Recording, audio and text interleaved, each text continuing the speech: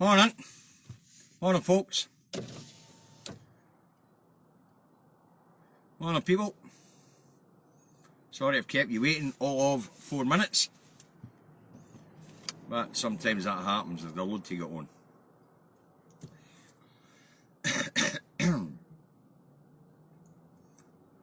Let's hope the bloody phone doesn't overheat. I should be facing the other way, bugger. There we go. Anyway, good morning, folks. Who we got? Ian, Mary, Kirsty, Kevin, Stuart, Lynn. Hi, Mark. Margaret.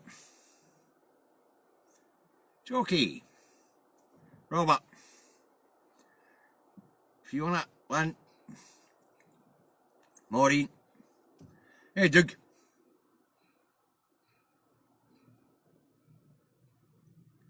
Morning, Alistair. Nearly there. Morning, Maureen. Morning, Rose. Alan. Jan. Lenny. Nancy. Good morning, Nancy.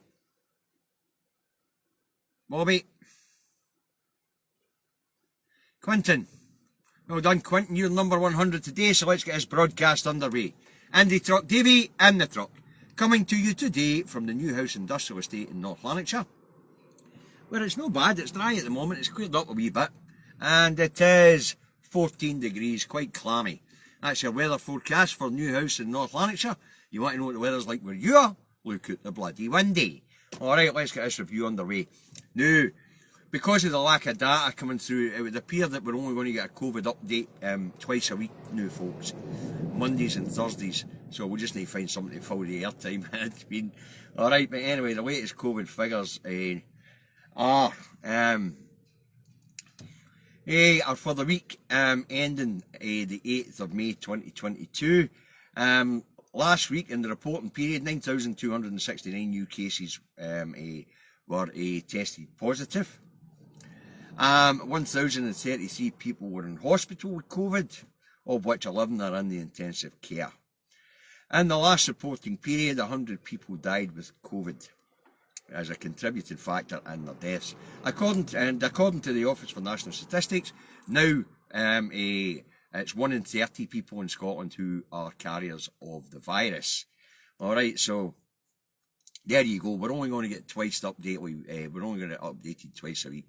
The reporting period reported on Monday was from, I believe last Sunday was the 2nd or something like that, wasn't it? So it was from the 2nd to the 1st to the 9th. Alright, okay. Right, let's move on. Monday here in Scotland started with a mixed bag in the rags. Putin branded the 21st century Nazi by Defence Secretary Ben Wallace. Putin bombs school and kills a suspected 60 people, apparently. Dominic Raab vows to restore stability to Stormont. I think Raab's been on the bevy. And right-wing Winnie Rag says Scots don't want Indy Ref 2 in 2023. Alright. And apparently the other big headline was new Doctor Who is a Scot, who was born in Rwanda originally, but moved here when he was 2, is going to be the new Doctor Who. There you go. So that's the headlines for you. I take it the Doctor Who one must have been the Star, the Record, and probably the Sun. Right, and the other headline is a bonfire of EU laws and bid to boost economy. Aye, right, as if that's going to help, eh? Let's diverge for the EU even more and see if that'll boost the economy. Wow, mental. Right, moving on. Monday started in the mainstream media here in Scotland on the collapse of R.S. McCall's convenience chain. Alright. But by lunchtime yesterday, the McCall's chain and its 16,000 staff had their future secured after Morrison's, the supermarket chain, buys McCall's out of administration. Alright, now McCall's has 1,160 stores across the UK, which were picked up by Morrison's after a short bidding war with the petrol forecourt group EG. So there you go, Morrison's rescues McCall's and keeps 16,000 people on a job. I dare say there'll be a bit of duplication there and the head offices will disappear. but the frontline workers in the stores will probably keep their jobs as well as their delivery staff, which is good, you know. So Morrison's has stepped in to save McCall's, and the McCall's was started, I think it was 1908, by a footballer whose career had come to an end, but apparently it was some footballer. Anyway, that's McCall's been saved, and the 16,000 jobs are safe at the moment. But of course, as I say, there'll be duplication, there'll be human resources departments to disappear, there'll be pay departments to disappear, there'll be head office staff to disappear, basically. Okie dokie. Right, moving on. Next up is Keith Anderson, Chief Executive of Scottish Power, and he wants energy costs cut by £1,000 for the most vulnerable households. Now, what Keith Anderson of Scottish Power is suggesting is that when the next cap is lifted in October, then fuel costs will once again go up by another £1,000 odd. Now, I don't know about you guys, but my annual bills just went up to £3,000. Another 1,500 on top of that, and I'm not going to be able to afford that. But anyway, Keith Anderson wants the government to stomp up 10 billion quid to cover 10 million households who are the poorest and won't be able to afford the next rise. And he's suggesting that the poorest households pay it back 10 years. All right, at £100 a year on top of their bills. But it would keep energy prices where they are for the time being for those in the poorest households. And it just means their energy bills will increase £100 a year over the next 10 years. Can't you see how that's going to work unless energy prices are going to drop again and there's a order restored to the gas markets? And you've got to remember, these energy costs that we're being whacked with is because England powers itself with 30 gas-powered generators for generating electricity, whereas most of our electricity, as you already know, comes from renewables. 97% of all electricity produced in Scotland, or all domestic use electricity in Scotland last year, was produced by wind. All right, so that's Keith Anderson, who is head of Scottish Power, Chief Executive of Scottish Power. Scottish Power and Scottish Southern Energy are bottling it. All the big six are bottling it here in the UK, because there's a lot to be said for consumer power. You know, if we all decide to just cancel our direct debits, because it takes them 2 or 3 months to get permission to cut you off, they'll not be long in coming to their bloody knees. I was listening to a story of a cafe owner in Govan who did that, and they come back and made him a better offer. So if we all en masse just cancel our direct debits and say, no, we're not paying these outrageous prices for fuel and for energy, then they'll bring the price down. Simple as that. You know, there's no need for the price to be where it is. It's greed. That's all it is. Right, moving on. Monday, Durham Police to investigate what's been called the Beergate. All right. That's the Labour Party's version of Partygate. Anyway, Red Tory leader Sir Comrade Starmer, apparently he had beer and curry with Labour campaigners during a campaign visit to Durham. Anyway, Labour say they can prove it was a works event, which technically was permitted, and so Sir Red Tory says if he is issued with a fine, he will step down as leader of the Red Tories. Deputy leader Angela Rayner, who also attended the works event, also said she would stand down if fined. It's a shot across Bojo's bow. Starmer and Rayner are pretty well sure that there ain't going to be any fines. So what's basically going on here is that it's a shot across Tory bows. You know, are they going to dump Bojo if there's any more fines? Starmer would do the right thing, but Bojo wouldn't, because he's no a man of morals. And when Starmer was giving this speech, he says, I believe in integrity and honesty. I heard that. Right, so if Starmer gets a fine and Angela Rayner gets a fine, then they're going to quit as the top two in the Labour Party. That would plunge the Labour Party right into turmoil. But a gamble Starmer's taken. Right, moving on. Monday, back here in Scotland, the First Minister Nicola Sturgeon and the SNP MSP John Mason have a wee spat over protests outside hospitals where abortions take place. Mr Mason has attended one of the protests to talk to the protesters, apparently. Okay, the First Minister said she disagreed with Mr Mason on his statement that women weren't being properly consulted on or properly spoken to about their feelings and that prior to having abortions. Now, the First Minister says, they do get consulted, they get assessed, they get consulted, they get counselling before they go through the procedure. Alright, now, the First Minister says anti-abortion campaigners shouldn't be campaigning outside abortion clinics / hospitals. They should be campaigning outside the Scottish Parliament where the laws are made. Now, Mr Mason, of course, like anybody else in a free country, is entitled to his views on this sort of thing. And what we generally find is that people of deep religious convictions tend to be anti-abortion. But, as I say, I'm neither here nor there. It's a woman's body, it's up to her.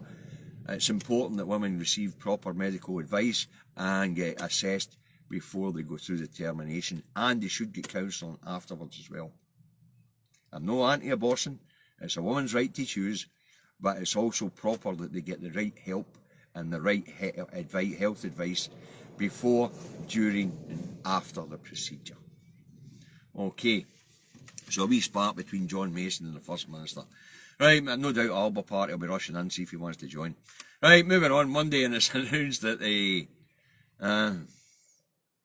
that Big Ears and his son, the future King Billy of England, will be delivering the Queen's speech today at the state opening of the House of Thieves and Carpetbaggers. Now, apparently old Lizzie, who is 96 years old, is struggling with her mobility.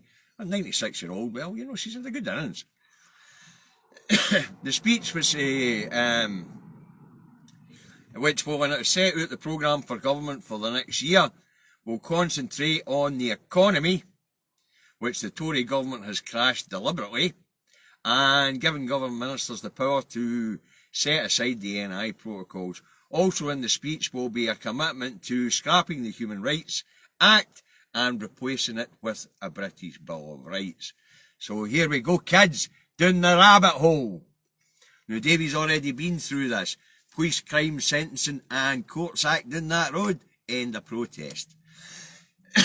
The covert human sources bill down that road allows government agents to commit crimes in the course of their duties and recruit your children to spy on you if you think you're a dissident. Now our actual human rights are about to be battered into the bin to be replaced by something cobbled together by that shower of criminals and the cabal down that road. So as you can imagine, your rights are about to be readied, shredded and fed right up your bahookie. Alright, so Big Ears will be delivering that speech round about now, actually. It could have been worse though, of course. They could have sent the pedo instead of Big Ears. Right, moving on. Monday, over in Northern Ireland, after the Assembly election last Thursday, that saw Sinn Féin become the biggest party in the Stormont Assembly, the second biggest party, DUP, said they won't be appointing a Deputy First Minister or any other ministers to the Assembly unless the UK government sort out the NI protocol. What they mean is scrap it. But the big problem here for the DUP is that 56 of the 90 Assembly members that have just been appointed to that place are actually in favour of the protocols. So, more or less 2/3 of the members of the Assembly in Northern Ireland are keen on the protocols. And another problem for the Democratic Unionist Party over there as well is that even unionist businessmen are keen on the protocol. They've already, and a lot of these companies have already realigned their supply chain to get what they need for the EU. Now, Northern Ireland got what Scotland wanted. It's got access to both markets. Yep, there might be a wee bit of paperwork to get the goods into the UK and out of the UK to Northern Ireland, But hey, they've got access to 450 million customers that we, the Scots, and the Welsh, and the English don't have bloody access to. The DUP are out of lockstep with the rest of Northern Ireland on this one. Wow. Anyway, why is the DUP out of lockstep? Because they think it's undermining their position in the United Kingdom. I've got news for the DUP. There's a Davy says here, since 1989, followed by 1998, the UK government have been trying to shove Northern Ireland out the bloody door. When are the unionists out there going to get into the napper that Westminster Disney want them? Don't want them. The whole idea of trying to calm the court troubles down was to get them off the bloody books.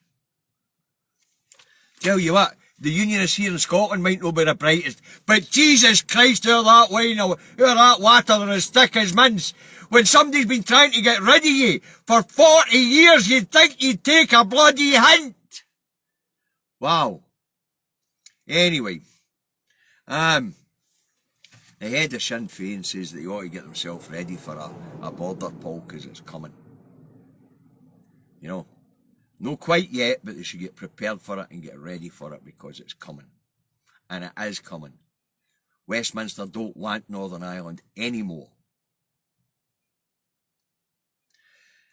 Right, so that's Northern Ireland covered. Anyway, in the Queen's speech, they might just get what they want, but I doubt it. Because giving ministers the ability to set it aside and have ministers set the NI protocol aside are two different things. This is just another gun to the EU's head to try and shift them a wee bit, to placate the Democratic Unionist Party and to maybe get them off the bloody books. Right, moving on. Monday, and US climate envoy John Kerry says Putin's war in the Ukraine has wrecked the Glasgow Climate Pact. Mr Kerry also claimed that it could be drawn back in if the other nations who signed the Glasgow Climate Pact actually step up to the bloody plate and get on with it. I mean, getting countries weaned off oil and gas is dead important, and the situation in Ukraine should be speeding that situation up. But I'm afraid it ain't. And it's speculated by UN climate scientists by the middle of this decade we'll have breached the 1.5 in temperature increase. And if they don't get their finger out their bahookie by the end of this decade, the climate scientists have modelled that it will be 3.8 degrees warmer by the end of the century, which will lead to catastrophic collapse of ecosystems, and whole continents will be unlivable. Sorry kids, we've fucked it for yous. I'm afraid we're leaving yous nothing. This lot are no shifting. Westminster's no shifting. In fact, there's been very little progress. But saying that, COP26 was only last year. But according to what the UN's telling us, in 2 years' time we'll have hit the 1.5. If we don't rein it in, we peak emissions has to be at the end of this decade, and we have to be cleaning the air and cleaning the atmosphere up after that if we're to save the planet. If not, by the end of this century it'll be 3.8 degrees Celsius rise in temperatures, ecosystems will start to collapse, and areas of the world will be unfit for habitation, which will mean mass migration and probably famine. There'll be war, our resources, all sorts. So either the leaders right round this planet get their head wrapped around this and start weaning their nations off oil and gas, fossil fuels, then I'm sorry kids, we've fucked it for yous. There'll be nothing left for your children. Right, moving on. Monday, and the annual military parade is underway in Moscow. The event marks the Russian contribution to victory in Europe over the Nazis and Adolf Hitler. And his speech to the many people who were there, Putin blamed the conflict in Ukraine on NATO and said that NATO had been building up forces right around Russia and that NATO was a threat. It would appear that Putin doesn't get the idea that NATO is a defensive pact. But he is right about one thing. Have a look at the map. Russia's totally surrounded by NATO countries. The Ukraine was about to join NATO. So there is a wee bit of rightful fear that there's a vast military build-up on Russia's doorstep. The thing is, but that vast military build-up is for defence. Nothing else but defence.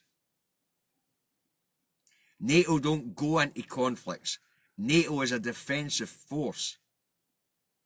So, let's say Sweden and Norway want to have a go at each other. NATO wouldn't step in even if they are NATO countries. NATO will only ride to the defence of NATO countries in the event of an attack from non-NATO countries. That's Article 5, alright? So, but anyway, the war in Ukraine is being blamed on the build-up of the ex-Soviet bloc countries all joining NATO. You can see where there's a bit of a hangover here for the Cold War, which is leading Putin to have a lot of fear. And it would appear there's another Cold War on it about to get underway. Alright. Right, moving on. Monday down that road, and the Department of Trade, well, business, now it's called now, announces a new packet of sanctions on Russian goods. Severe tariffs will be placed on imports of Russian goods, including metals, chemicals, plastic, rubber and machinery. The new tariffs bring the UK's sanction on Russian goods to £4 billion. Tell you, just sell it elsewhere. Like he's doing with oil and gas. India and Pakistan need oil and gas as well. You know, so they're getting it. Putin will find markets for these things. Don't worry about that. Alright. So, where are we? 22.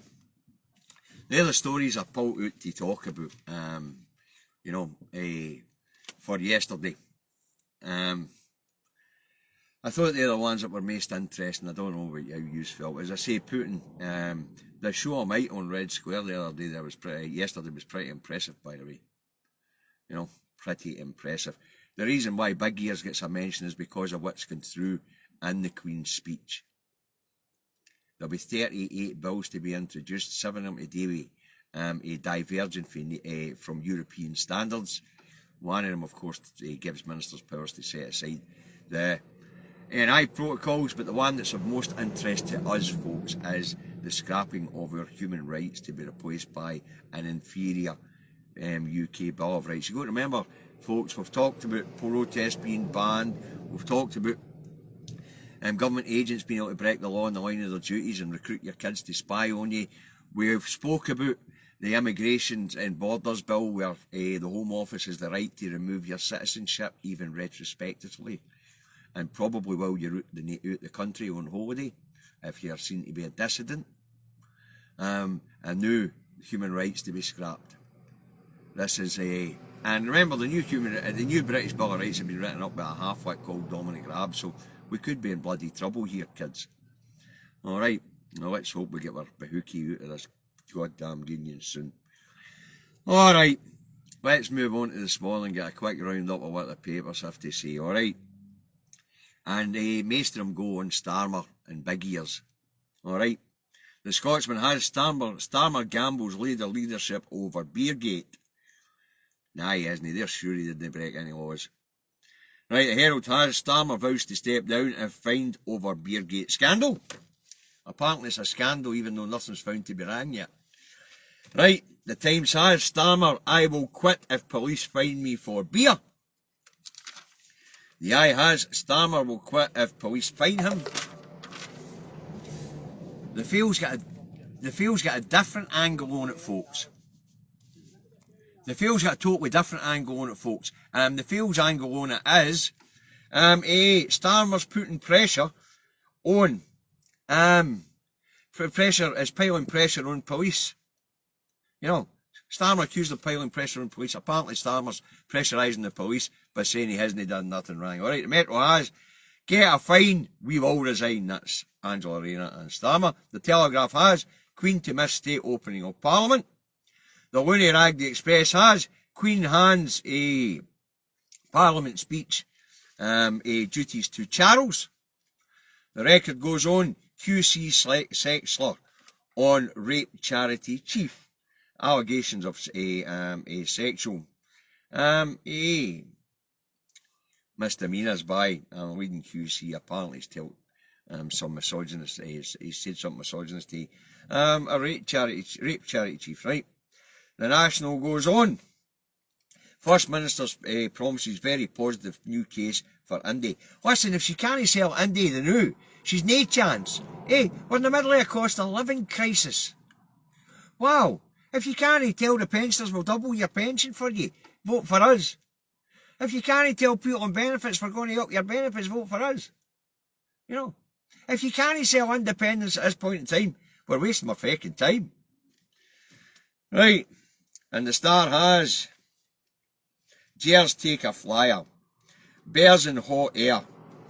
Fans bursting to get to Seville by balloon. Apparently some idiot's going to try and get to Seville by hot air balloon. You couldn't make this piss up, no, you could. Right, so that's what I've got for you today, folks. I hope you found it interesting, and I hope you found it informative. So, we're on to the usual stuff. Give me a wee second, my phone's starting to die on me, folks. I'll need to plug it in. On to the usual stuff, kids. Now that the local elections are over, put your partisan politics back in your pocket and get your eyes on the prize. Learn your how you gonies and get out there and win hearts and minds, because if we can't win hearts and minds right now, we've effing no chance. Alright. Support the independent media, you know the folk, I mean, Independence Live, Broadcasting Scotland, Nori at Caldon Media, Stephen and his YouTube channels, David and his new YouTube channel with him and I. You know, support the independent media. If they've got a crowdfunder going, David and I have not got a crowdfunder going, we're not really interested in your money. But if they've got a crowdfunder going and you've got a couple of shekels to spare, throw them in the pot. Alright, because these guys do fantastic work. And, of course, health information. Face coverings in enclosed public spaces. It might only be a regulation now, or a recommendation now. But, it's always safe. It's always best to be safe. Right? Clean hands and surfaces regularly. Keep an eye on the social distancing thing. Think to yourself, if I'm asymptomatic, how's it going to affect the people around about me? And if you still got tests, complete your test and send the results into the NHS, will you? Because there's not a lot going on. The testing system's being wound down. We could be in trouble come the winter here, kids. So that's it for a day. You lot look after yourselves. And I'll be back tomorrow to do it all again. So you guys have a nice day.